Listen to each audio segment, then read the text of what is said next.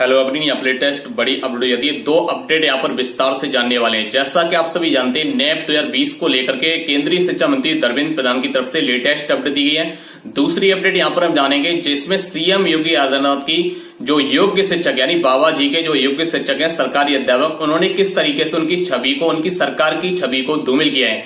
जैसा कि सीएम योगी आदित्यनाथ लगातार कहते रहते हैं, हमारे पिछले 6 साल के कार्यकाल में किसी भी भर्ती पर कोई उंगली नहीं उठा सकता है, किसी भी कार्य करने पर कोई उंगली नहीं उठा सकता है, कहीं भी भ्रष्टाचार, सब कार्य पारदर्शी तरीके से किया था। लेकिन यहाँ पर 50, 60, 70 हजार पाने वाले, वेतन पाने वाले जो बाबा जी के योग्य शिक्षक हैं, असिस्टेंट टीचर हैं, उन्होंने बाबा जी की सरकार की छवि को धूमिल कर दिया, उनकी कहने की बात को मिट्टी में मिला दिया और साथ ही साथ उन्होंने अपने माता पिता को भी जो सही सलामत अपना जीवन यापन कर रहे हैं, वो केवल ट्रांसफर के लिए उन्हें भी रोगी बता दिया। किस तरीके से उन्होंने अपने माता पिता की छवि को धूमिल किया है, यहाँ पर 60-70 हजार पाने वाले शिक्षकों की यहाँ पर अपडेट देखने वाले।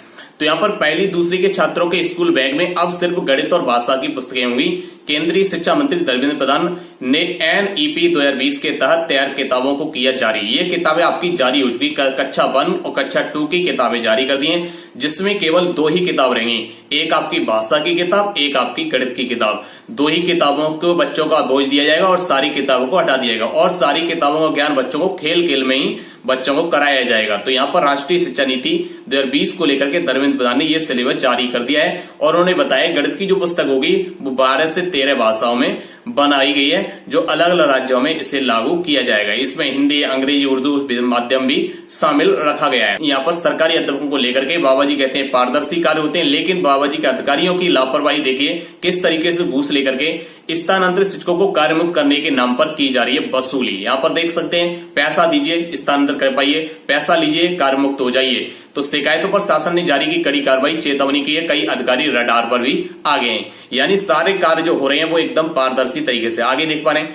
शिक्षकों ने तबादले के लिए परिजनों को बना दिया रोगी, यानी माता पिता सही सलामत है, लेकिन उन्होंने उनको ही रोगी बना दिया केवल ट्रांसफर पाने के लिए। उन्हें 60-70 हजार से संतुष्टि नहीं हुई, तो इसलिए उन्होंने अपने जिन्होंने माता पिता ने उन्हें जन्म दिया उनको ही उन्होंने रोगी बना दिया केवल ट्रांसफर पाने के लिए।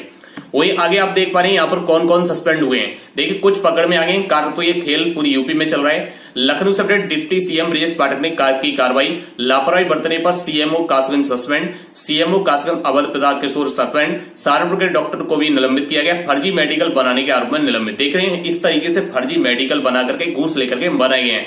तो ऐसा खेल एक जिले में नहीं चला है, ये पूरी यूपी में देखने को मिल रहा है। वही देखा जाए तो सहायता प्राप्त माध्यमिक स्कूलों के शिक्षकों का मामला, सामान्य की सीट पर ओबीसी को कर दिया स्थानांतरण। तो यहाँ पर देख सकते हैं जो जनरल की सीट है वहां पर ओबीसी वालों को भेज दिया। कायदे कानून दरकिनार, तबादले पर रार। तो यहाँ पर देख सकते हैं अब यहाँ पर कहा गया है कि 10 गुणांक का तबादला कर दिया, 100 वाले शिक्षक का इनकार। जिनका गुणांक 100 बन रहा है उनको छोड़ दिया, 10 वाले को घूस लेकर के उनका ट्रांसफर कर दिया गया। वहीं यहाँ पर बताया केस 1, केस 2, केस 3, इस तरीके से यहाँ पर बताएंगे, पूरी डिटेल भी देख सकते हैं। 169 शिक्षकों का रुका स्थानांतरण। तो ये जांच अब कर रहे हैं, पहले अधिकारियों ने उनके कागज कैसे देखे, घूस ले ली, कोई कागज का वहां पर निस्तारण नहीं किया गया। जब पकड़ा जा रहा है तो वहां पर देखने मिल रहा है तो इतने शिक्षक एक जिले में पकड़ में आ रहे हैं, वहां द्वारा से देखा जाए तो शिक्षकों ने तबादले बेटे के लिए परिजनों को ही बना दिया रोगी।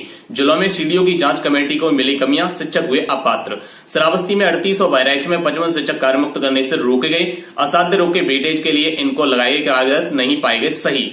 तो यहाँ पर इस तरीके से ये बीजेपी सरकार में बाबा जी के योग्य शिक्षक किस तरीके से यहाँ भ्रष्टाचार कर रहे हैं, घूस दे करके गलत तरीके से माता पिता को रोगी बना करके अपना ट्रांसफर पा रहे हैं। और बाबा जी कहते हैं सारे कार्य पारदर्शी तरीके से हो रहे हैं। इसको लेकर आपका मानने का कमेंट बॉक्स में बताइए। मिलते हैं फिर नई लेटेस्ट अपडेट साथ।